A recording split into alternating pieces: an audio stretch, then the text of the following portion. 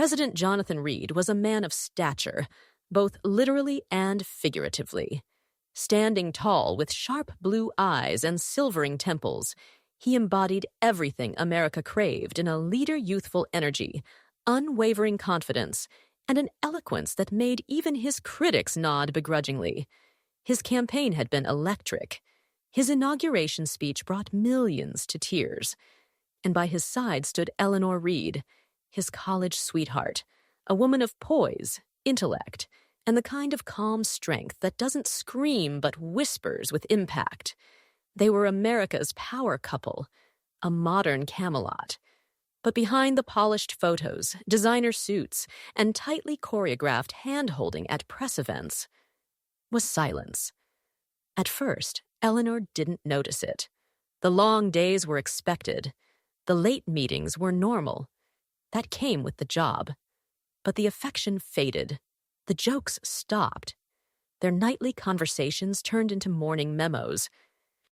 And somewhere between global summits and campaign fundraisers, Jonathan had become a man she no longer recognized, not cold, but distant, like a photograph of someone you used to know. He, too, felt the drift. But unlike Eleanor, who leaned inward in times of emotional drought, Jonathan leaned outward. He searched for validation in applause, in public image, in admiration. That's where Claire Maddox entered the picture.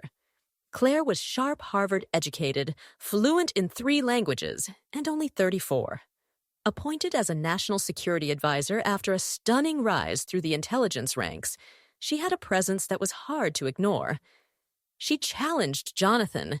She pushed back during briefings. She knew how to walk the line between deference and dominance.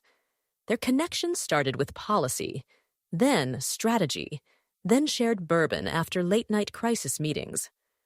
One rainy Thursday, she showed up in his private office to debrief him on a diplomatic incident in Eastern Europe.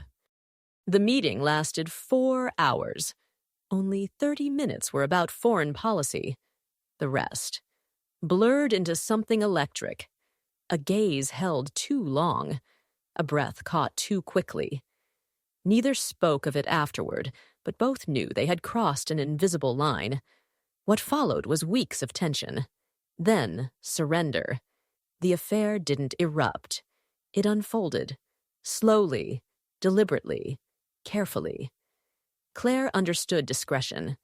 Jonathan compartmentalized. They stole moments in locked rooms, used coded messages, met in the residence under the guise of classified briefings. The Secret Service knew, or at least suspected, but they kept their heads down. Washington was built on secrets. This was just another one.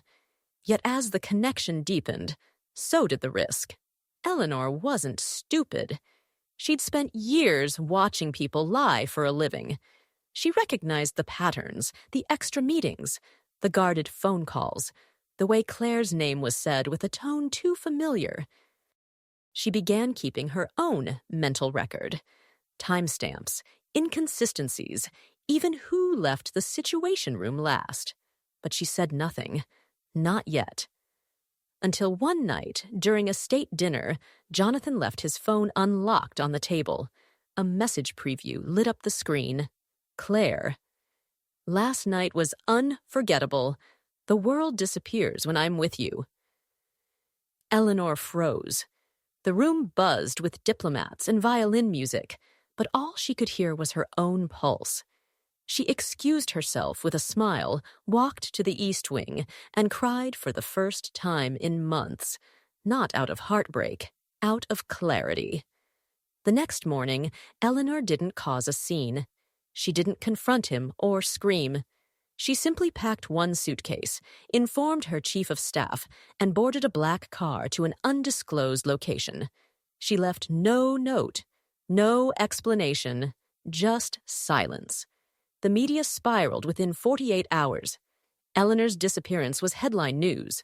The press speculated illness, depression, even a quiet divorce. Then a leak. A former aide, likely someone who overheard too much, confirmed whispers of an inappropriate relationship between the president and his advisor.